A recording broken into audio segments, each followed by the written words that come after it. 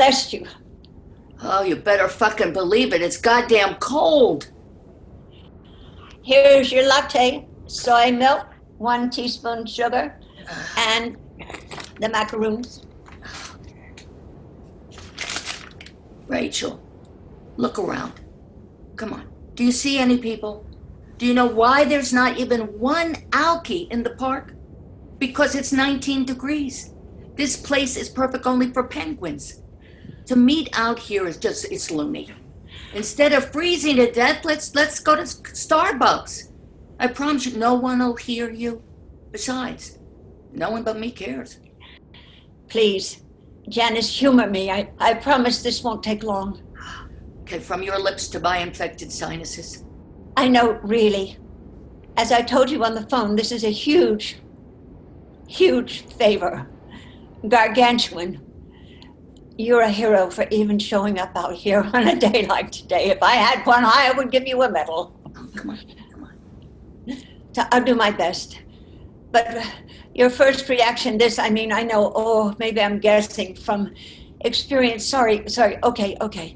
You can see how this is affecting me. I'd like you, I'm asking you just this once. Please go easy. No judgments until you hear me out. Just this once? Janice, you know how you get. Look, in 40 years, have I ever asked you a favor? I can't make it any clearer. I need your help. Okay, if what you want is a favor, then let me suggest you start out being, and how do I say this nicely? Gracious. I'm sorry. You're right. I'm a little, as you can see, actually way more than a little. I'm over the top, doesn't begin to describe how Okay. It feels like I'm becoming unwound. Rachel, enough with the metaphors. I've got a temperature of 100.8. Now tell me why it was so urgent that I get out of my nice warm bed to meet you here in the Arctic Circle. Listen, your tone of voice. Oh.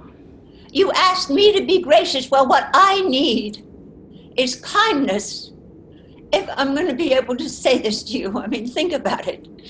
Think about it when you and Ralph had that terrible... Oh, no, stop it now, Rachel. We're not going down that road. My point is that I was there for you every day. Am I right? And wouldn't you describe how I was as kind? Okay. Yes, you were terrific. I'm losing feeling in my toes, so could you speed it up? Because you know how you are when you tell a story. You start from A, you head to China, you cross back to Chicago, divert to Tokyo, the bullet train to Osaka, and then switch to Virgin Airlines on to London, and 3 hours later, finally, we get to B. Please, today only, before my cold turns to double pneumonia, get to the point. If only life were so easy. What comes out of this orifice here is not text messaging, Janice. If I could, I'd love to reduce my thoughts to a couple of words, but that's not how I understand the world that we live in, for me and for you. By the way, things have never been so simple. You know, as crazy as I see you are today, no, excuse me. I don't mean crazy, but it's crazy to be out here. It's truly crazy for me to be out here. I want warmth. I want soup. I'm sick. I feel horrible. I need to get back to my apartment. So what is so urgent? Actually, this is about your apartment. Is Ralph still at his factory in Buffalo? Yeah, until Saturday. And, how are you and Ralph getting along this month? Rachel, God damn it! I did not come out here to discuss my marriage. I'm trying to set the stage. Okay. Be kind, remember?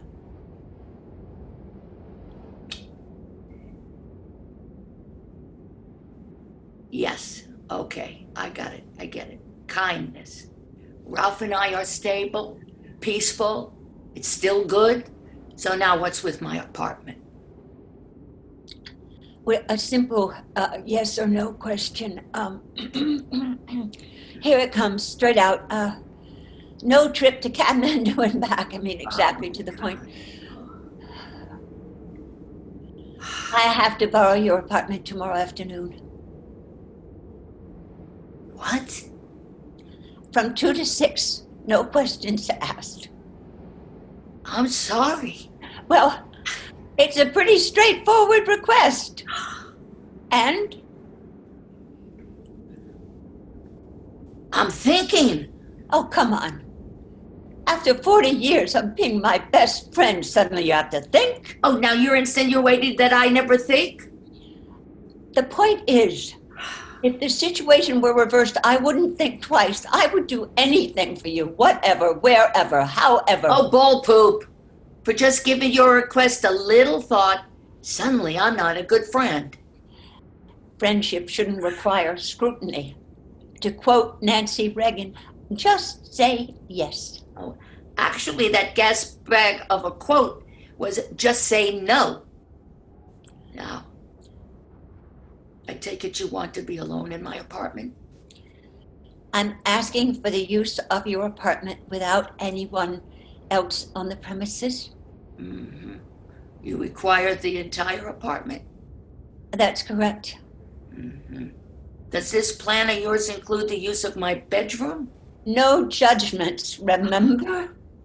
You are creeping down fast into my no questions asked zone. I take it you're meeting a man. How about a simple yes or no? Oh, Rachel, come on, it's very hard to shock me, but where this is headed, I assume this man isn't Sam. Let's keep both you and Sam out of this, if you don't mind. Well, it sounds to me like I'm already involved. How about you forget entirely about all these irrelevant questions, say yes, and go to a movie for the afternoon? Well, actually, tomorrow I see patients until 7:30 p.m. Then you'll never know I was there. Except tomorrow, Blanca comes to clean. So just ask her to swap with another family. She won't. Not Blanca. Never. Not in the 20 years she worked for me. Then I will pay for her to stay home. I promise I will clean up before I leave. Can't you rent a hotel room? It's too sordid. Plus, it's too dangerous. Almost everyone I meet in some out-of-town, everyone I meet with some out-of-town friend in a hotel lobby, I bump into somebody I know.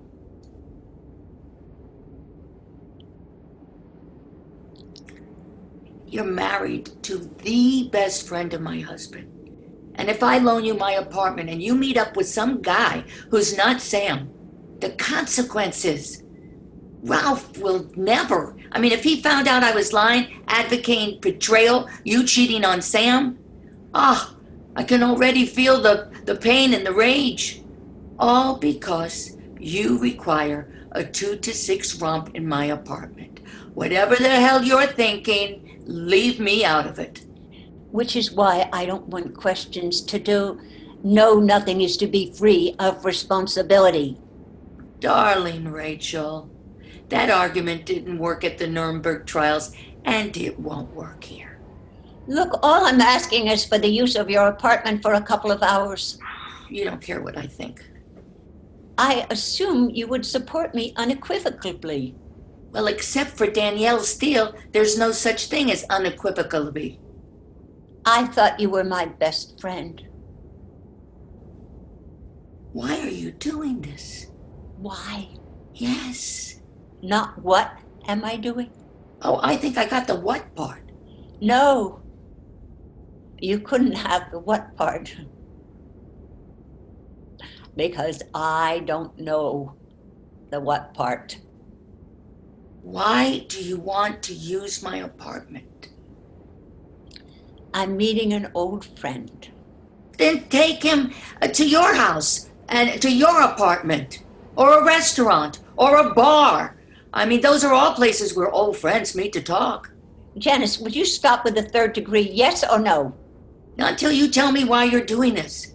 For Christ's sake, Rachel. Someone spots you with another man, all our lives could be... Oh, my God. You're 63 years old. You've been happily married to Sam for 30 odd years. Think about your kids. I mean, are you nuts? I mean, after all this time, you need a dalliance with a man? Why assume it's a man? Oh, don't fuck with me, Rachel. Now, if you want me to risk what you're asking me to risk, you're going to have to tell me what's involved. This is the kind of stuff that I admire. And these things, they always lead to pain. No one escapes pain. What we both have seen, we've seen depression, divorce. Well, remember the Gordons? Even suicide. You already put me in a terrible position, so you might as well tell me the rest. And make it short, because I'm going to check myself into Good Samaritan. Janice, you don't want to know. I'm sorry, but I do. If you want the apartment. So if I tell you I can use your... None of this is not a commitment. No. Oh, you are some friend. Well, I'm going to take that as a compliment. You hate me for asking, but if I explain it all, is it really possible for you to suspend judgment? Professionally, it's what I do all day. I'm talking about with me, your friend. Oh, I should encourage you in your crazy, self-destructive choice to ignore completely the consequences of your action? That's what best friends do. They also stop one another from making truly stupid decisions. Oh, yeah? Let's agree to disagree. So you will lend me your apartment.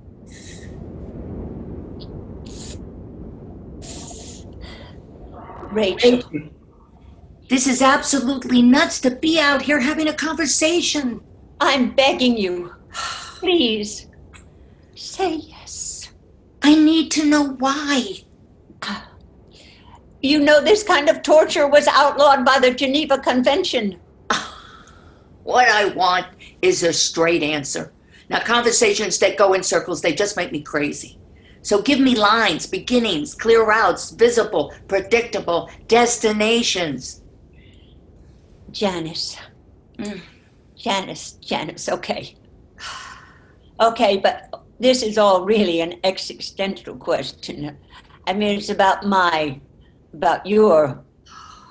all our potentials, our yearnings to move toward the center of what makes life worthwhile. Do any of us ever make peace with the mysteries of love? I'm really losing patience here. I look at you and I sometimes wonder what happened to my NYU roommate from 40 years ago. Where did your appetites go? All those men, all your adventures. How many guys still go to sleep thinking of their one unbelievable date with you? You had them in cars, bathrooms, cloakrooms, guest rooms, hotels, dorms. Oh, Rachel, stop it. It's enough. Maybe you even did it behind one of those bushes. Oh, jeez. Not to begin to include Plato's retreat and your adventures in the baths. Whenever there was an opportunity, you took it for your pleasure. There was never enough young men in the world. I was there, remember? I heard it all. How much Ralph knows, I have no idea, but I was a witness to the truth. Where did all that passion go? If you don't mind, the 20-year-old girl you're referring to has nothing in common with me today. I am married, loyal, a mother of 3 adult children who have 2 kids of their own. And I've learned from my past to just put the damage behind me. I am not that person you're referring to now. I have a solid commitment to the integrity of family life. My moral compass is very clear. And why do you want my apartment? You don't miss that 20-year-old hunger. Oh, I was a very confused young woman. That doesn't answer my question. Well, apparently you don't really want what you're asking for. Janice, stop. Ugh. Yes, I want. And that's the point.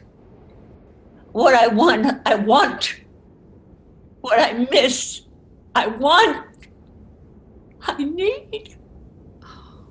I've gone without for too long, and I have an opportunity.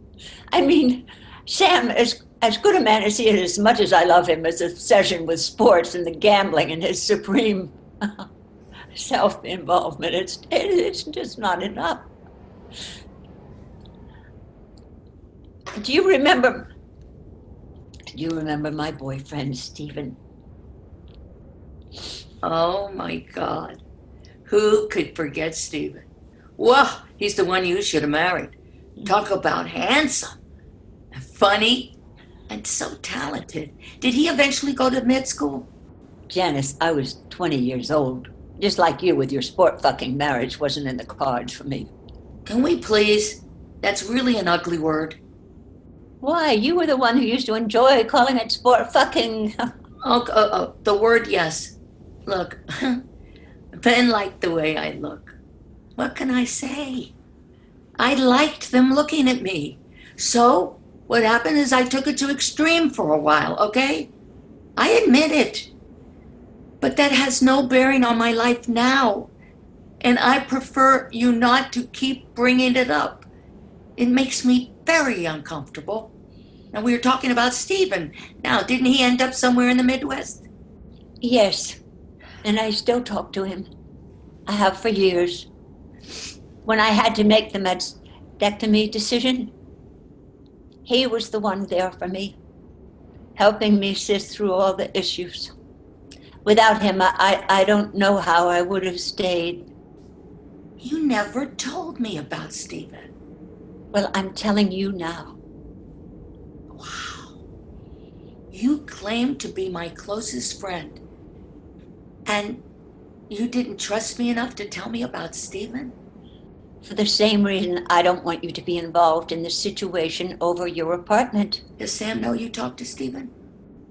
Sam, he has enough dealing with his own demons. And as we did talk about in great detail, my surgery didn't bring out the best in Sam. Not that he doesn't have a decent soul, it's just when it comes to the body, more specifically my body, blood, fluids, my physical imperfections, Sam has some serious limitations. He takes me for granted.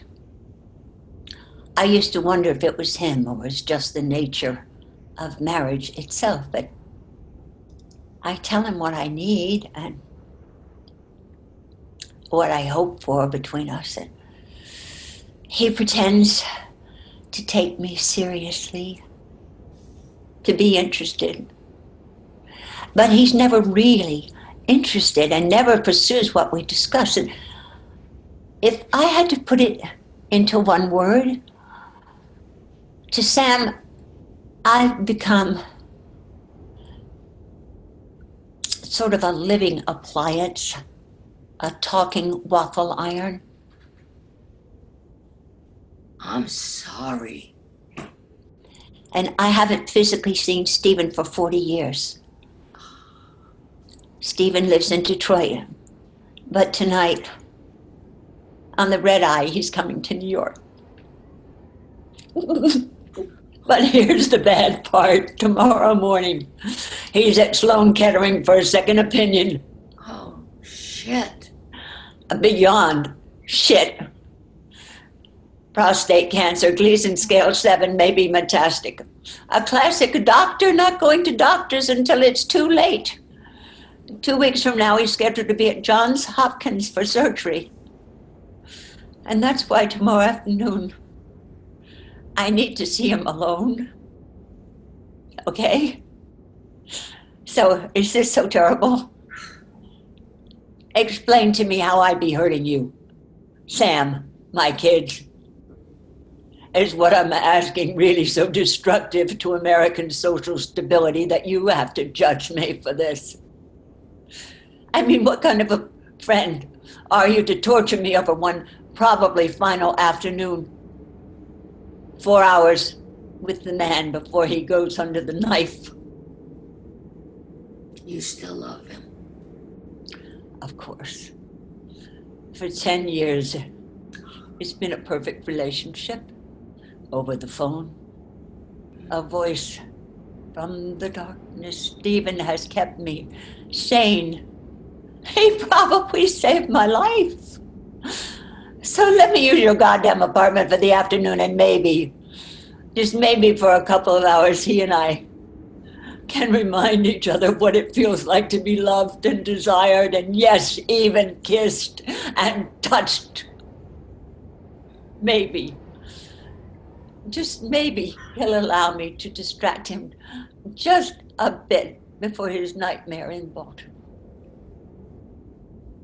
I'm so sorry. Those are only words, Janice. Prove it. Prove what you mean by lending me your apartment. Is he still as handsome as he was at school? How does that have any bearing on your apartment? Oh, he was something. Is he still? I have no idea what he looks like now, and I don't care. I only know his voice over the phone, and what's important is that he's been there for me. Tomorrow I want to be there for him, or both of us. This is amazing. I had absolutely no idea. What a love story. I'm jealous. And more than anything, what I've missed most is the tenderness. I mean, not the acrobatics or the hydraulics, but simply the feeling of being desired. I look in the mirror and I see all this makeup, hair, these expensive clothes I used to disguise who I really become. And when I think of Stephen in my mind, something miraculous happens. I turn back into that 20-year-old he knew at NYU. For years on the phone, I've been able to travel back and be the girl I was, whose life was vividly alive. Nothing had limitations. Everything had possibilities. There was no such thing as disease, pain, and death. And now, in front of my eyes, thanks to a few parasitic cells that overwhelmed his aging immune system, it's all being taken away from both of us.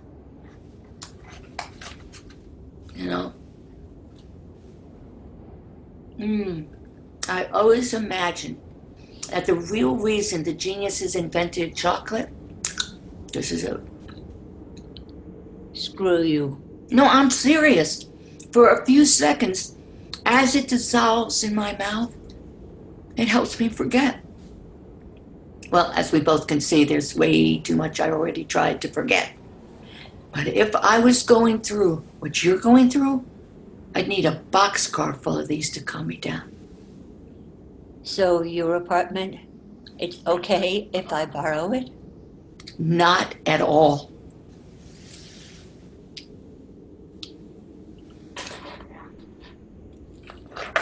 I don't want to know that you were ever there. I want you to clean up what you have to clean up. And no perfume. Thank you. Now, before I die, I'm going home. How are you going to get in? Oh, the super has a key. I don't really know how to thank you. Make it easy for me. Don't get caught.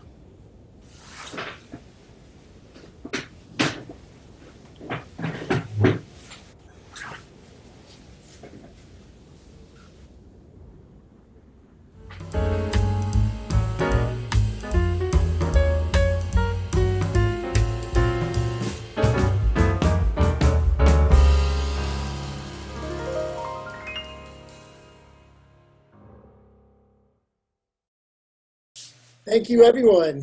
Can I have back, cast, and so forth? And great, we got cast, writers. All right, I'm going to start off with one question, and then people already have their hands up, so then we're going to jump right to hands. And so my first question, you guys, first of all, terrific, really, really wonderful. We have a very diverse cast in that we have TV, Hollywood, and Broadway, all working at the same time with long, long careers. And my question to you is, do you guys prepare differently for each meeting? Or do you look at this Zoom format and prepare differently, or is it the same process? And anybody can chime in on this. I think it's the same process. Is it the same process? Mm-hmm. Same process. I mean, it's a little weird because we had to look at the green light instead of the other person. But usually on stage, you're looking at the person you're talking to, right? Yes. But it's the same process of preparing. What's unnerving for a director for me is the loss of control, is knowing that it really is, we're in the hands of the internet gods. And so that becomes, it's just having to deal with the technology that we're all still learning. But the process is how to tell the story in the most effective and the most compelling way. And using images, using the actor's presence as opposed to all the other razzle-dazzle that we can depend on to lift part of the burden when we're doing it on stage or even in a regular shooting situation. Yeah, and Todd, this is such an interesting thing because it's not television, it's not feature films, it's not live theater, it's some weird amalgam of a new kind of medium, and we're not in the same room, so the sense of flesh, of being connected to the other people is missing. There's no laughter, there's no sense of the other people just sort of touching each other and being the same, which makes it kind of less present. So it's an interesting way to try to communicate.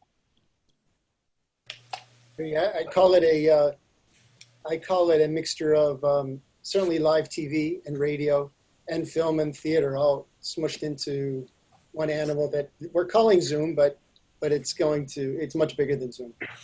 So, all right, I have a lot of. Yeah, I was just going to say that in some interesting way, there is an intimacy that this format does offer, because you are, the actors, the artists, and they're speaking directly to you on a one-to-one basis. But it is an adjustment that has to be made because, as Bruce said, theater is about human interaction. It's about human contact and the exchange of that dynamic, that energy. And we have to learn to do without it and use other aspects to connect. But the intimacy is something that I am discovering. And I think, go ahead. I think in a society today is less contact with people, since people text a lot or do emails, and there's less person to person. And especially now with the situation, everyone's at home and they can only talk to someone on Zoom or their phone. So we're getting away in a lot from any human contact and connection and taking them in. I don't like it. Yeah, hopefully we won't get too used to that. I have a lot of hands up, so we're going to jump right to our audience. Also, everybody is welcome to type in the Q&A. So you have a Q&A, feel free to type in. I'll get it. Like Sarah Gerfield just said, Mazel tov and amazing work all around, miss you all. And she has a question. It doesn't look like the actors are using virtual backgrounds. What are they using for these identical images? Hey, Hey, ask Bruce. go for it. Okay, well, what I did with the virtual backgrounds, as we know, don't work very well because you get the lines around the head and stuff. I ordered 2 4x6 photographic prints that we pinned on the walls and tried to equalize between the two people. Right. Well, that's great. It's so beautiful. I think I'll keep it, Bruce. Yeah, it works. Yeah, I should have charged a deposit to give it to you. I had to pay Gabby to put it up. I'm going to send you a bill. Okay. Yeah, I was actually talking with Peter Flood the other day, and I said, ultimately what we should do is have backgrounds and lighting kits that we deliver to each actor, basically for each week. And it just so happens that the Emmys, which are Sunday, they are delivering lighting kits to all of their nominees. So every nominee is getting a light kit at home, so they're all lit well when they go and they talk on camera. So there are also actually outfits that deliver, and they do it themselves. The technicians go to people's homes with green screen lighting and set the whole thing up so that there can be a post-production process. Right. Everybody's evolving. Yeah, exactly. We're all making discoveries as we go along. John Solara, you're up. Thank you very much. First, I want to say I've been watching a few of these, and I really have to say, this is the first time I couldn't move. Great. Just Lisa and Ellen were just so brilliant. I mean, it was such a pleasure to watch their work. And Lisa, you reminded me of my friend, your voice, Elizabeth France. But I thought this was written by a woman. I mean, it was such a woman's play. And it was just wonderful, wonderful. Thank you. No, I mean, to sit here and watch their work, and I know now really, I mean, I hope a lot of people get to see this. I've never seen you direct Asaad, but it was really good, and your writing was just brilliant. I mean, when I tell you, I don't bullshit anybody. I couldn't take my eyes off the two characters, and I was so involved in it. I mean, first of all, it's New York, and you mentioned Plato's Retreat and all of them. It brought back so many memories. I just loved it. And your work. I'm so proud of you. Lisa, I mean, you're a gift, and Ellen, you're a gift. Thank you, John. Thanks so much. Thank you, Todd. Yeah, sure. Thanks, John, for joining. All right. I'm just going to read a couple. So Cindy Dolan says, so incredible, everyone. Thank you so much. Tour de force, Lisa and Ellen and Bruce. Supreme self-involvement. Great line. Miss you. Oh, supreme self-involvement. Great line. Miss you all. Love and kisses, Cindy. And then Bruce, this is from the people at the Wallace. Very well done and very well executed from your fans at the Wallace. So there you go. Dave Field, you are up. Hey, Bruce and Asaad, great to see you guys in the mix again. God, I miss you. Thank you. Miss you too. I appreciate it the way you strung me along, but not too long. And that's the trick of this play. And I think, Asaad, you saw that, and I think you handled it beautifully. Thank you. And the actors didn't have to do anything. Asaad did everything. But, no, just kidding. That's sort of true. But It's kind of true. The question I have, is this a new play, or is this does this have a history at the PD unit? You're asking me, Dave? Bruce? Yeah. Yeah. Actually, some years ago, not that long ago, but some years ago, Joanna Miles asked me to write a play for her for a program she was doing.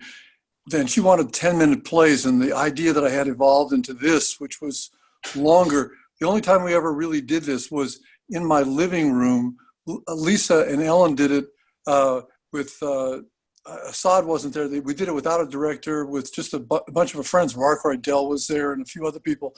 And we never found a place to do it. So this is like a perfect thing, because it has the intimacy which we felt was really the thing that makes it work on Zoom.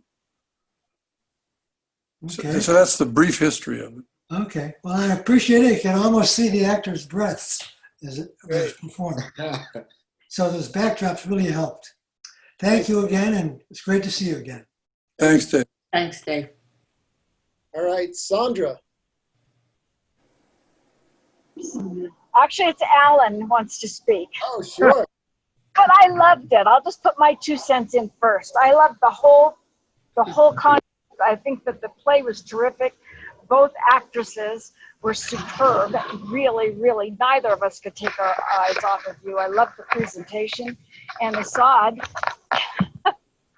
thought you just were really fabulous because you always are. You can't not be. So anyway, thank you. But here's Alan. I can talk now? Yeah, Oh, thank good. Hey, you guys, I know it's a concerted effort, but I just want to say this. In this technological world, the relationship between the two girls was absolutely captivating. I thought you were in the same room talking to each other. I agree. And the intimacy that you portrayed and that you had, and the energy that you put into each other as well as yourselves, I thought it was truly amazing, and I congratulate all four of you guys. Absolutely. A beautiful job, Asaad. Thank you, ladies. Thank you very much, Thanks, Alan. Alan. Great to hear from you guys. Thank All you. right. Mr. Stewart Zoe. Hey, good to see everybody there. Bruce, Asaad, wonderful. Tremendous commitment from the actors. My goodness. I mean, you know, here they're reading the script and they're in their own little rooms, and look how much we felt for you. You know, I mean, there's not a dry eye in the houses. In everybody's house. It really was lovely and nice and tight, like Dave said, which is also a beautiful thing to see, and just really applies, you know, for Zoom. It was just great. What am I going to say? No notes at all. Stuart, thank you, Stuart. Thanks, Stu. Guys, good to see you guys. Thanks, Stu. Day, you're up. You just have to unmute yourself. Hi, am I there? You're Yes. here. Hello. Hi, everyone. You were wonderful. I really, really loved this. Bruce, such a heartfelt piece. It was very, very touching. And wow, these two ladies really did such a beautiful job with it. And the history of the friendship and the relationship was so there. And having worked with Asaad before, I know he's so instrumental in creating that, helping to create all that. But it was a really beautiful piece, and I thank you. It was emotional. It was touching. And it's something that I think resonates as we all age in relationships and all of that. And that's what I really appreciated, was the how much it resonated. So beautiful. Thank you. Thank you, Dave. Thank you, Dave. Yeah. Thanks, Day. And Lyle. Oh, wow, Lyle. Lyle Kessler, come on in. Hello, can you hear me? Yes. Yes, I missed you. Yeah. So I'm sitting here with Margaret Ladd, and we're watching this beautiful, beautiful piece. Wonderful work, Asaad. Bruce, just wonderful writing, wonderful, and wonderful characters. Lisa and Ellen, you girls were gorgeous, gorgeous work, wonderful character work. And you know, the limitations of Zoom is that you could not hear the laughter in the first part of the play. Right. This play, I'm sorry, but it's a comedy. It's a comedy. It becomes tragic, but it's a comedy. And I would love Bruce to have heard the laughter in case he ever... We were hysterical laughing. We were laughing in case he ever wanted to make any changes to somehow, how do you keep the humor going once Lisa, you know, talks about her dying lover. But the piece is just beautifully written with wonderful, gorgeous dialogue, and you could not have picked better actresses for these roles. So great work. Thank you. Thank you. Lyle. Very good job. Thank you, Lyle and Margaret. Hi. Margaret wanted to say Margaret, I knew you were there. Of course. How did you I know? knew you were there. I was talking to you. Yeah. Margaret put her makeup on, but no one can see her. Enjoy it, Lyle. But it was wonderful. Really, just a wonderful little play. Just an exquisite little jewel of a play. And all of you were just magnificent. Can I make a suggestion, Bruce? Yeah, privately, call me on the phone. You know. No, it's a good suggestion, I think. I think it's a 2-act play the first part is the comedy. The second part is Lisa meeting the guy. In the Oh, second act. interesting. That's That's interesting. nice. Yeah. That is interesting. Suggestion. So send me the 10% and I'll be happy. Yeah. Go to It's in work. the mail, Lyle. You cut me out of the second act? Get out of here. I was just going to say that. It's your apartment, sweetie. That's right. All right. Thank you, Lyle. Thank you, Lyle and Margaret. Thank Thank you, you. Margaret and Lyle. Okay, if anybody, so we had a couple other hands up, but then they went away, so I don't know if I pressed the wrong button or if something happened. We'll go a couple more minutes. I know tonight is the beginning of a holiday, so we're probably going to end a little early. I already had a couple people ask me how late were we going to go because of Rosh Hashanah. So if anybody else has any more questions, I did turn on the chat. Oh, Peter Flood, I thought I saw your name. Oh, Peter. You're on. Unmute. Okay, I'm unmuted. I just agree with everything that everybody's said already. And Bruce, it was really great to see you and see the work up. And I'm, deeply moved by the piece itself. And I think the backdrops, to speak to Zoom for a second briefly, the backdrops is a brilliant touch, really, because how we see the play. I mean, what Todd said about Zoom reducing things off into a radio play, it can do that. But visually, even while we're sitting here with the comments, it just draws me to Lisa and Ellen both. And the play then feels between the two characters. And emotionally, I think it's a super important element as we've gone on with this thing. But I congratulate you guys. It's great to see you again. And really good work. Thank you. Thank you, Peter. Thanks, Peter. Peter, it's great to hear your voice. Thank you. You too, man. And we should talk. I'd love to catch up with you. Okay, let's do that. Okay, and I'll just let people know that Zoom not too long ago did an update. And there's actually, and I don't tell everybody about the update because I don't want to cause issues because we have a lot of tech challenges regardless. But in this new update, you're actually able to control the color temperature a little bit if everybody has the same one. And I knew that we're on different versions right now, but there is a way so we could start to play. So Zoom is getting a little bit more hip and we could start to really match images if you do have the same background. So that is something else that we can do in the future and that will happen. So Deborah Pearl, you're on. Unmute. I've done mute. Hi, everybody. Hi, Deborah. Hi.